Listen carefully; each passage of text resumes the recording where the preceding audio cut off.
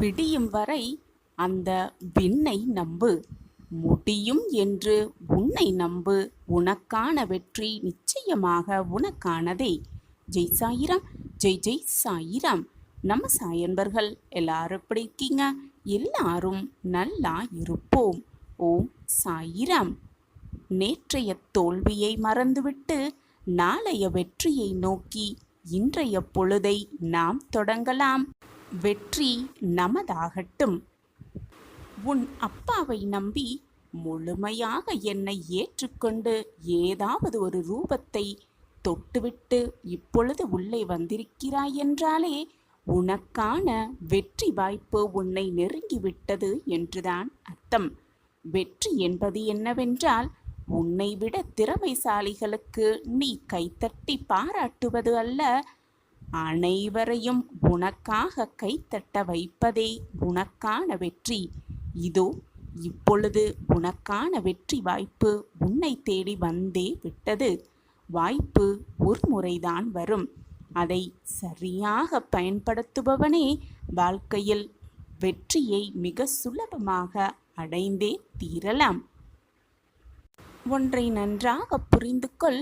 நீ அடைவது எல்லாமே அந்த இறைவனே உனக்காக தந்த பரிசு என்பதை ஏற்றுக்கொண்டு அப்படியே ஏற்றுக்கொண்டு வாழ பழகிக்கொள். நீ இழப்பதெல்லாம் உன்னிடம் இருந்து எது செல்கிறதோ அவை எல்லாமே நீ மற்றொருவருக்கு தரும் வாய்ப்பாக எடுத்துக்கொள். எப்பொழுது ஒரு மனிதன் தனக்கான வாய்ப்பு வரும் பொழுது தயாராக இருக்கிறானோ, வாழ்க்கையில் அவன் வெற்றி பெறுவதற்கான இரகசியமே அதில்தான் அடங்கியிருக்கிறது. கண்களை மூடிக்கொண்டே இருந்தால் எப்படி ஒளி கிடைக்கும்? விழிகளை திறந்தால்தானே ஒளி கிடைக்கும். எழுந்து நடந்தால்தானே வழிகளும் பிறக்கும். தேடி பார்த்தால்தானே நாம் தேடியது கிடைக்கும். பயிற்சி செய்தால்தானே வாய்ப்பும் கிடைக்கும். அதே போல முயற்சி என்ற ஒன்றை செய்தால்தான் வெற்றி என்னும் பரிசு நமக்கு கிடைக்கும். இதுதான் வாழ்க்கை. வளையாமல் நதிகளும் இல்லை, வலிக்காமல் வாழ்க்கையும் இல்லை.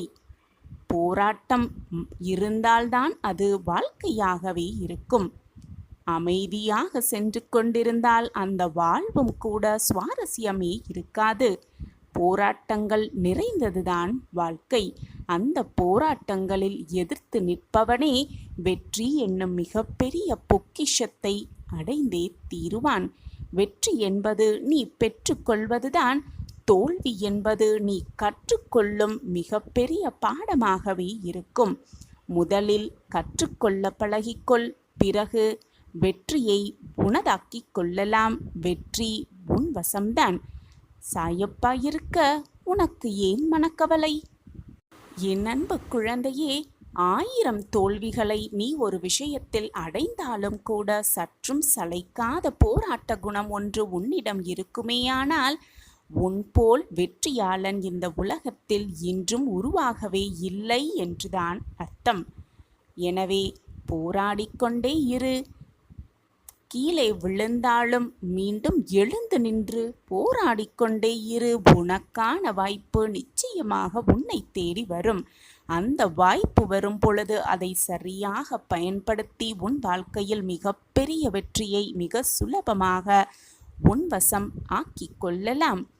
வெற்றி இறுதியும் அல்ல, தோல்வி ஒரு முடிவும் அல்ல. தொடர்ந்து கொண்டேதான் இருக்கும் அனைத்துமே என்பதை தீர்க்கமாக புரிந்து கொண்டு முன்னேறிக்கொண்டே இரு. போராடிக்கொண்டே இரு. வெற்றி உனதாகட்டும். வாய்ப்பு வரும் வேளையில், வயது இருக்கும் நேரத்தில் காலையும் மாலையும் கருத்தோடு எப்பொழுதும் செய்ய வேண்டிய வேலையை செய்து கொண்டே இருக்கலாம். வெற்றியை நமதாக்கிக் கொள்ளலாம். வெற்றி உண்மையான அளவீடு என்பது நாம் தோல்வியிலிருந்து எத்தனை முறை மீண்டு வருகிறோம் என்பதில் இருக்கிறது. நம் மன எண்ணத்தில் இருக்கிறது. தோல்வியடைந்து விட்டால் அப்படியே துவண்டு உட்கார்ந்து விடாமல் வெற்றி பெறுவதற்கான அத்தனை வாய்ப்புகளையும் சந்தித்து கொண்டே இருக்க வேண்டும். போராடிக்கொண்டே இருக்க வேண்டும். வெற்றியை நமதாக்கிக் கொள்ளலாம். உன்னை சுற்றி நடப்பது அனைத்தையும் கண் திறந்து பார். என்னால் நடப்பதை பார்க்கவே முடியவில்லையே. என்னை சுற்றி பிரச்சனைகள் சூழ்ந்து இருக்கிறதே, எனக்கு பயமாக இருக்கிறதே என்று கண்களை மூடிக்கொண்டு உட்கார்ந்து விட்டால் உன் பிரச்சனையை யார் முடிவு கட்டுவார்கள்? உன் பிரச்சனையை, அதற்கான தீர்வை யார் உன்னிடம் கொண்டு வந்து சேர்ப்பார்கள்? உன் வாழ்வை நீ வாழ்ந்துதானே ஆக வேண்டும். அந்த வாழ்க்கையில் பிரச்சனை வந்தாலோ, சந்தோஷம் வந்தாலோ, கஷ்டங்கள் வந்தாலோ, போராட்டங்கள் வந்தாலோ, நீதானே அதை ஏற்றுக்கொண்டு வாழ பழக வேண்டும். அதை விடுத்துவிட்டு என்னால் எதையுமே செய்ய முடியவில்லை என்று வருத்தத்தோடு நீ உட்கார்ந்திருந்தால் உன் வாழ்க்கையை உனக்கு பதிலாக வேறு யாராவது வந்து வாழ்வார்களா? நன்றாக சிந்தித்துப்பார். உனக்கான பிரச்சனைகளுக்கு முடிவு உன் கையில்தான் இருக்கிறது. உனக்கான மகிழ்ச்சியும் சந்தோஷமும் உன் கையில்தான் இருக்கிறது. உனக்கான நிம்மதியையும் உன் கையில் தேட ஆரம்பி.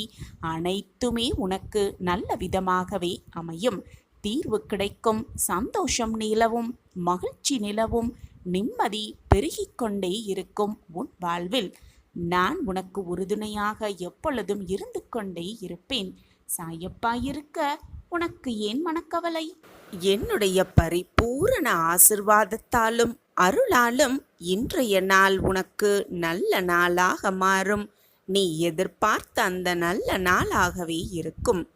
என் அன்பு குழந்தையே, உன் கவலைதான் என்ன? என்னிடம் கூறிவிடு. நானே உனது சத்குரு. என்னையே நினை.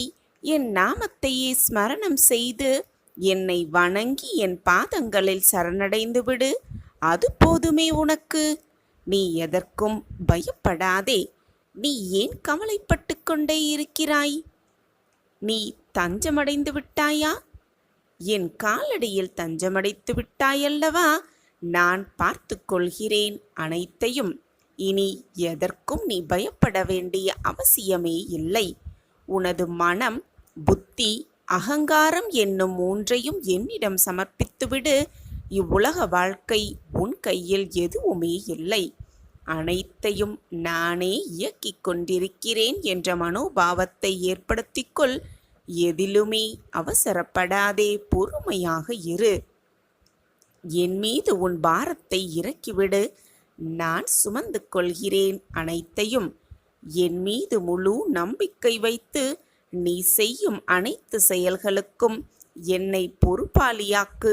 உன் செயலை உன் விருப்பப்படி நான் செய்து முடிக்கிறேன். நம்பிக்கை என்னும் அச்சாணியாக என்னை உன் மனதில் நிறுத்திவை. பொறுமையாக வாழ்ந்து வா. உன்னை சேர்ப்பிக்க வேண்டிய இடத்தில் நான் சேர்க்கிறேன். என்னை சரணடைந்து உன்னை என்னிடம் ஒப்படைத்துவிட்டு என் மீது முழு நம்பிக்கை வை. உன் பாரம் மட்டுமல்ல, உன் பாவத்தையும் நான் சுமக்க தயாராகவே இருக்கிறேன். என் வார்த்தைகளின் மீது நம்பிக்கை வைப்பாயா? அதை யாருமே வெல்லவே முடியாது என்பதும் உண்மைதான். அதை விளக்கும் விதமாக ஒரு சிறிய கதையை பார்க்கலாம். ஒரு ஊரில் ஒரு பிச்சைக்காரன் வாழ்ந்து வந்தான். அவன் ஒவ்வொரு வீட்டு வாசலிலும் சென்று பிச்சை கேட்கும் பொழுது, அம்மா பார்வதி பிச்சை போடு என்று கேட்பது அவனது வழக்கமாகவே இருந்து வந்தது. அந்த பிச்சைக்காரனின் குரல் ஒரு முறை கைலாயத்தில் இருந்த பார்வதி தேவி காதுகளில் சென்றடைந்தது. அவளும் இரக்கமுற்றாள். சிவனிடம் பார்வதி தேவி பிச்சைக்காரனிடம் இரக்கம் காட்டும்படி வேண்டினாள். அதற்கு சிவபெருமான், இந்த பிறவியில் பிச்சை எடுப்பது அவன் பிராப்தம் என்றும் அவன் விதியை என்னால் மாற்றவே முடியாது என்று எவ்வளவோ சொல்லியும் அவன் மேல் செலுத்திய கருணையை மாற்றிக்கொள்ள பார்வதி தேவி தயாராகவே இல்லை. ஏனென்றால் அவள் தாய் அல்லவா? முடிந்தால் அவன் விதியை மாற்றிக்கொள் என்று சிவபெருமான் கூறிவிடுகிறார். நான் அவனை மிக பெரிய கோடீஸ்வரனாக மாற்றி அவன் விதியை நான் மாற்றி காட்டுகிறேன் என்று ஈசனிடம் சவால் விடுகிறாள் பார்வதி தேவி. ஈசன் மனதுக்குள் சிரித்து கொள்கிறார். ஒரு வீடு முடிந்து அடுத்த வீட்டுக்கு வரும் வழியில் 3 மூட்டைகள் தங்க கட்டிகளை அவன் வரும் வழியில் போடுகிறார் அன்னை. அந்த நேரம் பார்த்து பிச்சைக்காரனுக்கு திடீரென்று ஒருவேளை தான் குருடாகிவிட்டால் என்ன செய்வது என்ற எண்ணம் வருகிறது. கையில் கிடைத்த ஒரு கம்பை எடுத்துக்கொண்டு இரு கண்களையும் மூடிக்கொண்டு பக்கத்து வீட்டுக்கு செல்கிறான் பிச்சைக்காரன். வழியில் அன்னை தேவி போட்டிருந்த பொற்காசு மூட்டைகள் காலில் இடறுகிறது. பிச்சைக்காரனோ கண்களை மூடிக்கொண்டிருப்பதால் அந்த பொற்காசு மூட்டைகளை கல் என்று நினைத்து கால்களால் உதைத்துவிட்டு அடுத்த வீட்டிற்கு சென்றடைகிறான். அடுத்த வீட்டிற்கு சென்ற பின் கையில் வைத்திருந்த கம்பை தூக்கி எறிந்துவிட்டு மூடிய கண்களையும் திறந்து கொண்டு குருடாகி விட்டாலும் கூட தன்னால் தொடர்ந்து பிச்சை எடுக்க முடியும் என்று தனக்குள் திருப்தி அடைத்து கொண்டு அடுத்த வீட்டு வாசலில் நின்று கொண்டு வழக்கம் போல் அம்மா பார்வதி பிச்சை போடு என்று வழக்கம் போல் கூவுகிறான். இறைவன் சிரிக்கிறார் அன்னையை பார்த்து. விதி வலியது, அதை யாரும் வெல்லவே முடியாது என்பதுதான் இந்த கதையின் நோக்கம். என் அன்பு பிள்ளையே, விதி வலியதுதான். அந்த விதியை யாருமே மாற்றவே முடியாது. நீ செய்த பாவ புண்ணிய கணக்குப்படி உன் வாழ்வில் நீ கஷ்டங்களையும் சோதனைகளையும் அனுபவித்துதான் ஆக வேண்டும். அதுதான் விதியின் விளையாட்டு. உன் கர்மாவை தீர்த்தேதான் ஆக வேண்டும். நீதான் கழிக்க வேண்டும். ஆனால் அதற்கான தன்னம்பிக்கையையும் மனோதைரியத்தையும் நான் உனக்கு வழங்கிக் கொண்டே இருப்பேன், கொடுத்து கொண்டே இருப்பேன் என்பதை நான் உனக்கு உணர்த்தி கொண்டே இருக்கிறேன். ஆனால் அதை ஏற்றுக்கொள்ள முடியாமல் நீதான் வேதனையோடு தவித்து கொண்டிருக்கிறாய், உழன்றும் கொண்டிருக்கிறாய். என்னுடைய ஆசிர்வாதம் உனக்கு இருக்கும் வரை தேவையில்லாத குழப்பமோ பயமோ உனக்கு வேண்டவே வேண்டாம். உன் வாழ்க்கைக்கு என்ன தேவை என்பதை நான் பார்த்து பார்த்து வலியுறுத்தி கொண்டுதான் இருக்கிறேன். நம்பிக்கையை மட்டும் என் மேல் வைத்துவிட்டு உன்னுடைய வேலையை செய்து கொண்டே இரு. உனக்கு என்று எழுதப்பட்டது உனக்கு வரவேண்டிய நேரத்தில் நிச்சயமாக உன்னை வந்து அடையும். நான் அதை உன்னிடம் கொண்டு வந்து சேர்ப்பேன். இது உன் சாயப்பா உனக்காகவே செய்து கொடுக்கும் சத்திய வாக்கேதான். இறைவன் உன்னுடைய குறைகளை தீர்த்து வைக்கும் போது இறைவனை நீ அதிகமாகவே நம்புகிறாய். உன் குறைகளை தீர்க்காத போது இறைவன் உன்மேல் நம்பிக்கை வைத்திருக்கிறார் என்று தன்னம்பிக்கையோடு இரு. அந்த நம்பிக்கை நிச்சயமாக உன் வாழ்வில் உன்னை வெற்றியடைய வைக்கும் என்ற தீர்க்கமான சிந்தனையோடு இரு. நம்பிக்கை இழந்தவன் வெல்வது கடினம், நம்பிக்கையோடு இருப்பவன் வீழ்வது கடினம். இதுதான் வாழ்க்கையின் நியதி. நம்பிக்கையோடு இரு. எதை செய்ய வேண்டுமோ அதை முழு கவனத்தோடு செய்து கொண்டே இரு. எதை அடைய நினைக்கிறாயோ அதை நிச்சயமாக நீ அடைவாய். என் அன்பு பிள்ளையே, நம்பிக்கை இல்லாதவன் வாழ்வது கடினம். நம்பிக்கையோடு இருப்பவர் வீழ்வதும் கடினம், வீழ்த்துவதும் கடினம். ஓம் சாயிராம். எப்பொழுதும் கண்ணீரை வீணாக்கிக் கொண்டு மனதை எப்பொழுதுமே குழப்பமாக வைத்துக்கொண்டு என்ன செய்கிறோம் ஏது செய்கிறோம் என்று தெரியாமல் எப்பொழுதுமே ஒருவிதமான பயத்தோடும் பரபரப்போடும் தயக்கத்தோடும் உன் வாழ்க்கையில் நீ வாழ்ந்து கொண்டிருக்கிறாயே, இது உனக்கு கவலையாக இல்லையா? உன்னை பார்க்க எனக்கு பயமாக இருக்கிறது, மிகவும் மனவேதனையாக இருக்கிறது.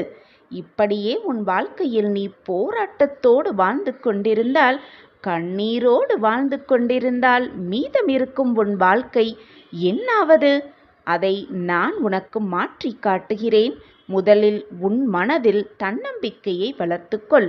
தேவையில்லாத சிந்தனையை உன் மனதில் ஓடிக்கொண்டிருக்கிறதல்லவா, அதை துடைத்து எறிந்துவிடு. முடிந்ததை நினைத்து நினைத்து வருந்திதான் இவ்வளவு மன போராட்டத்தோடு தவித்து கொண்டிருக்கிறாய். அதை நினைப்பதை முதலில் மறந்துவிடு. வரப்போவது என்னாகுமோ, எப்படி இருக்குமோ, நம் வாழ்வு என்னாகுமோ என்ற பயத்தையும் உன் மனதிலிருந்து எறிந்துவிடு.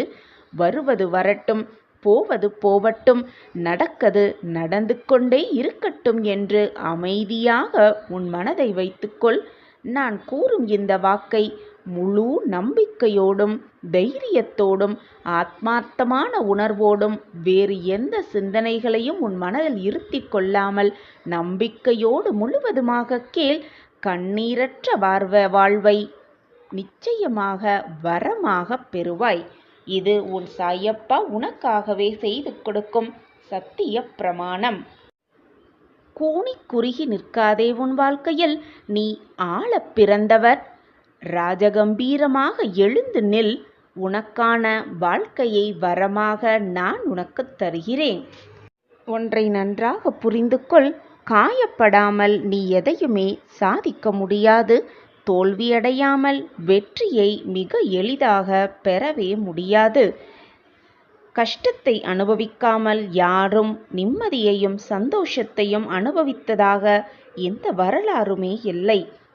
துன்பத்திற்கு பின் வரும் இன்பமே இரட்டிப்பு மகிழ்ச்சியாக இருக்கும் என்பதுதான் மிக உண்மையான விஷயமும் கூட. நீயும் இப்பொழுது வேதனையை அனுபவித்து கொண்டிருக்கிறாய். உன் வேதனையான காலங்கள் எல்லாம் மாறும் நேரம் வந்துவிட்டது. அந்த நேரத்தை நான் உனக்காக ஏற்படுத்துவேன். இதுவரை கஷ்டகாலத்திலும் கண்ணீரிலும் வாழ்ந்த உன் வாழ்க்கை இனி மகிழ்ச்சியான பாதையில் பயணிக்கப் போகிறது. குழந்தையே, மற்றவர்கள் உன்னை வெறுத்து ஒதுக்குகிறார்களே என்று நினைத்து மனம் வருந்த. உன்னுடைய அன்பிற்காகவும் பாசத்திற்காகவும் அவர்கள் ஏங்கி நிற்கப் போகும் அந்த நேரம் வெகு தொலைவில் இல்லை. நான் இருக்கிறேன் குழந்தையே, எதற்குமே பயப்படாதே. இது நாள் வரை நீ பட்ட கஷ்டத்தையெல்லாம் நான் பார்த்து கொண்டுதான் இருந்தேன். நீ பட்ட துன்பமெல்லாம் போதும். உன் மன வேதனையெல்லாம் போதும். உன் மன போராட்டம் எல்லாமே போதும். உன் அப்பா ஷீரடியிலிருந்து நல்ல செய்தியோடு உன் இல்லம் தேடி வந்திருக்கிறேன். இந்த வியாழக்கிழமை அற்புதமான நாளில் உன்னுடைய கஷ்டம், கவலை, துன்பம், மன வருத்தம், வேதனை எல்லாம் பறந்து விடப் போகிறது. உன் அப்பா நான் இருக்கிறேன். என் வார்த்தைகளின் மீது நம்பிக்கை வை. அனுதினமும் எது நடந்தாலும் என்னையே உன் மனதார நினைத்து கொண்டிருக்கிறாய். அப்படி இருக்கையில் உன்னை கஷ்டப்படவோ வேதனைப்படவோ துன்பப்படவோ விட்டுவிட்டு நான் அப்படியே இருந்து விடுவேன் என்று நீ நினைக்கிறாயா? உன் மனதை முதலில் மாற்றிக்கொள். என் மீது இருக்கும் நம்பிக்கையை இழந்து விடாதே. அது மட்டுமல்லாமல் என்னையே உன் அப்பாவையே நம்பிக்கை இல்லாமல் பார்க்காதே. உன் வாழ்க்கையை மீட்டெடுப்பேன் சர்வ நிச்சயமாய். இது உன் வாழ்வில் நடந்தே தீரும். இனி உன் வாழ்வில் நடக்கும் அனைத்தும் நீ உன் வாழ்வில் உயரும்படியாகத்தான் இருக்கும். ஏன் நம் வாழ்க்கையில் மட்டும் சாயப்பா ஒன்றுமே செய்யவில்லை என்று நினைக்கிறாய்? அப்படி தவறாக நினைத்து விடாதே. நான் உனக்காகத்தான் அனைத்து வேலையும் செய்து கொண்டிருக்கிறேன். உன் வாழ்வை மாற்ற, உன்னை நல்வழியில் செலுத்த, நல்ல பாதையில் உன்னை அழைத்து செல்ல, உன் கர்மாவின் வலிமைகளை குறைக்க என்று அனைத்து வேலைகளையும் உனக்காகவே உன் அப்பா இங்கு பார்த்து கொண்டிருக்கிறேன். உன் வாழ்வில் திருப்பங்கள் வரும் பொழுது அதை உன்னால் புரிந்து கொள்ள முடியும், உணர்ந்து கொள்ளவும் முடியும். உன் அப்பாவின் சக்தி என்ன என்பது இனி நீ புரிந்து கொள்வாய், உணர்ந்து கொள்வாய். நீயே வியக்கும்படியான என்னுடைய ஆசிர்வாதம் உனக்கு கிடைக்கும். நீயே வியக்கும் வண்ணம் உன் வாழ்வில் பல மாற்றங்கள் நிகழும். நீயே அதிசயிக்கும் வண்ணம் உன் வாழ்வில் பல அற்புதங்கள் நிகழும். உன் சாயப்பா என் செல்லமான கண்மணிக்காக அனைத்தையும் செய்வேன், செய்தே தீருவேன். இது உன் சாயப்பாவின் சத்திய வாக்கேதான். என்னுடைய ஆசிர்வாதம் முழுமையாக கிடைக்கப்பெற்ற குழந்தை நீ. உன்னை நான் நோகடிக்க விடுவேனா? எனவே என் குழந்தையே, எதற்குமே வருத்தப்படாதே. இப்பொழுது உன் வாழ்வில் நடந்து கொண்டிருக்கும் இந்த சூழ்நிலை நிச்சயமாக மாறும். உன் எதிர்காலம் நல்லபடியாக அமையும். அதற்கான திட்டத்தையும் நான் தீட்டிவிட்டேன். என் திட்டப்படிதான் எல்லாம் நடந்து கொண்டிருக்கிறது.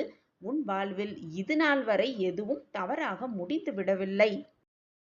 கலங்காதே என் கண்மணியே. உன் விதியை மாற்றி நீ நினைத்து கூட பார்க்க முடியாத அளவிற்கு உன் வாழ்வை மாற்றப் போகிறேன். தைரியமாக இரு. உன் வாழ்வின் புது அத்தியாயத்தில் காலெடுத்து வைக்கப் போகிறாய். தயாராகு. அதற்காக ஆயத்தமாகு. இதுதான் தெய்வ தீர்ப்பு, உன் சாயப்பாவின் தீர்ப்பு. தெய்வத்தின் கணக்கு எப்பொழுதும் எல்லா நேரமும் ஒரே நேர்கோட்டில்தான் இருக்கும். எந்த ஒரு கஷ்ட நஷ்டத்திற்கோ பந்த பாசத்திற்கோ நியாய தர்மத்திற்கு பணியாது எப்பொழுதும் ஒரே மாதிரி ஒரே நேர்கோட்டில்தான் இருக்கும். தெய்வ தீர்ப்பு உன் சாயப்பாவின் தீர்ப்பு என்பது எப்பொழுதும் நீதி நெறி தவறாமல் ஒரே சொல்லாகத்தான் இருக்கும். மனிதனின் செயல்களில் எப்பொழுதும் ஒரே அர்த்தம்தான் நிகழ்ந்து இருக்கும். நல்லது கெட்டது இது மட்டும்தான் அவர்கள் மனதில் இருக்கும். ஆனால் தெய்வத்தின் சிந்தனையில் ஆயிரம் ஆயிரம் அர்த்தங்கள் இருக்கும். அதை யாராலும் தெரிந்து கொள்ளவும் முடியாது, அறிந்து கொள்ளவும் முடியாது. இதுதான் உன் சாயப்பாவின் தெய்வ தீர்ப்பு. உன் அப்பாவாக உன் அம்மாவாக எப்பொழுதும் நான் உன்னை அரவணைப்பேன். இந்த உலகத்தில் உன்னை சுற்றி இருக்கும் சக மனிதர்களைப் பற்றி எப்பொழுதுதான் நீ புரிந்து கொள்ளப் போகிறாய்? உன்னை பற்றி உன்னை மாதிரியே மற்றவர்களையும் நினைத்து கொண்டு எல்லோரிடமும் போய் சரிசமமாக பழகுகிறாய். ஆனால் சில பேர் உன்னை ஏமாற்றி விடுகிறார்கள். சில பேர் உன்னை ஏளனமாக பார்க்கிறார்கள். சில பேர் அனுபவிப்பதை அனுபவித்து கொண்டு ஒதுங்கி விடுகிறார்கள். உன்னைப்போல் மற்றவர்களையும் சரிசமமாக நினைத்து விடாதே. உன்னைப்போல் அனைவரும் நல்லவர்களாகவே இருக்க வேண்டும் என்ற விதிவிலக்கு அல்ல. குழந்தையே, ஏன் எல்லோரிடத்திலும் தேவையற்ற பாசத்தை வைத்து அவர்கள் உன்னை வெறுக்கின்ற நிலைமைக்கு நீயே போகிறாய்? அது மட்டுமில்லாமல் சில விஷயத்தை பெரிதாக நினைத்து கொண்டு உன் மனதை நீயே குழப்பிக் கொண்டிருக்கிறாய். வேண்டாத சிந்தனைகளையெல்லாம் உன் மனதில் ஓடவிட்டு உன் வாழ்க்கையை நீயே கஷ்டப்படுத்தி கொண்டிருக்கிறாய். உனக்கு வெளியில் இருக்கும் கஷ்டத்தை காட்டிலும் உன் மனதில் நீ யோசிக்கும் எண்ணமும் அதன் வெளிப்பாடும் நீ மற்றவர்களிடத்தில் பேசும் வார்த்தைகளால் தான் நீ செய்வதறியாது சக்தி இல்லாமல் தளர்ந்து நம்பிக்கையே இல்லாமல் காணப்படுகிறாய். குழந்தையே, மற்றவர்களிடத்தில் எதையுமே எதிர்பார்க்காதே. எதிர்பார்ப்புகள் நிறைந்தால்தான் ஏமாற்றம் வரும்பொழுது அதை தாங்கிக் கொள்ள முடியாமல் உன் மனம் வேதனையில் தவிக்கிறது.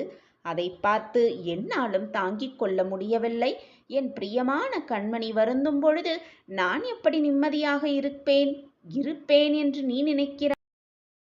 வாழ்வில் 1000 விஷயங்கள் நடக்கலாம். நேர்மறையாகவும் நடக்கலாம், எதிர்மறையாகவும் நடக்கலாம். அதை நீ எப்படி பார்க்கிறாய் என்பதில்தான் உனக்கான வெற்றி ஒளிந்து இருக்கிறது. எனவே எது நடந்தாலும் நேர்மறை எண்ணத்தோடு பார். நல்ல எண்ணத்தையே உன் மனதில் வைத்துக்கொள். உன் பார்வை போல் உன் நினைப்பு போல் எல்லாம் நன்மையாகவே நடக்கும். ஒரு தவறு செய்துவிட்டால் அது தவறு, நான் செய்தது தவறுதான், என்னை மன்னித்து விடுங்கள் என்று ஒப்புக்கொள்ள பழகிக்கொள். அதை விடுத்துவிட்டு நான் தவறு செய்யவே இல்லை என்று அடித்து பேசாதே. அது மட்டுமல்லாமல் செய்த தவறை மூடி மறைத்தால் வாழ்வில் என்றைக்குமே முன்னேறவே முடியாது. நீ தவறை ஒப்புக்கொள்ளும் நிமிடம் உன் மனம் வலியைத்தான் ஏற்படுத்தும், கேவலமாகத்தான் தோன்றும். ஆனால் ஒப்புக்கொண்டால் உன் வாழ்க்கை மாறுவதை நீயே மகிழ்ச்சியாக காண்பாய். அந்த வலியை நீ அனுபவித்தால் பிறகு அந்த வலி உன் மனதிலிருந்து நிச்சயமாக கரைந்துவிடும். அதை விடுத்துவிட்டு அந்த தவறை மூடி மறைத்தால் அதுவே மனதிற்குள் நீ காலம் காலமாக வலியை ஏற்படுத்தி கொண்டே இருக்கும். உனக்கான பாதையை நான் காண்பிக்கிறேன், உனக்கூடையே நான் நடந்தும் வருகிறேன். திடீரென்று மனதில் ஒருவிதமான சஞ்சலம், நீ செல்லும் பாதையில் குழப்பம். அப்பொழுதும் உன்னிடத்தில்தான் நான் இருந்து கொண்டிருக்கிறேன். அந்த தருணம் உன் கண்களை மறைத்துவிடும். நான் உன் அருகிலேயே இருப்பேன் என்பதை மறைந்துவிடும். நல்லது உன் கண்ணை மறைத்தவுடன் இது நமக்கான பாதை அல்ல, நல்ல வழி அல்ல என்பதை உன் மனது தானாகவே நினைக்கத் தோன்றும். எதற்கு அப்பா இந்த விளையாட்டு? என் வாழ்க்கையில் ஏன் இவ்வளவு கஷ்டங்கள் என்னை சூழ்ந்து இருக்கிறது என்று நீயே என்னை கோபித்துக் கொள்வாய். ஆனால் அப்பொழுதும் நான் உன்னுடனேயே பயணித்துக் கொண்டிருக்கிறேன் என்பதை நீ மறந்து விடுகிறாய். எந்த துயரம் வந்தாலும் மன சஞ்சலப்படாதே, வெறுக்காதே, வாழ்க்கையை துவண்டு விடாதே. எப்பொழுதும் நம்மை காப்பாற்ற அப்பா இருக்கிறார். எந்த நேரத்திலும் நம்மை காப்பாற்றுவார், நமக்கு உறுதுணையாக இருப்பார், நல்ல வழியில் அழைத்து செல்வார் என்ற நம்பிக்கை மட்டும் உன் மனதில் இருந்தால் போதும். நீ வெற்றிக்கான வழியை கூடிய விரைவில் கண்டே பிடித்து விடுவாய். உன்னை அந்த வெற்றியின் இலக்கை அடைய வைக்க நானும் போராடி உன்னை அடைய வைப்பேன். நிச்சயமாக, சர்வ நிச்சயமாக. உன் தலைவிதியை நிச்சயமாக நான் மாற்றுவேன். இது உன் சாயப்பா உனக்காக கொடுக்கும் உத்திரவாதம். என் வாக்கு என்றைக்காவது பொய்த்ததுண்டா? இது உனக்கே புரியும். பின் ஏன் உன் மனதைப் போட்டு இவ்வளவு குழப்பிக் கொண்டிருக்கிறாய்? நான் கூறுவது நடக்கும், நிச்சயமாக நடக்கும். நல்லதையே நினை, நல்லது மட்டுமே உன் வாழ்வில் நடக்கும்.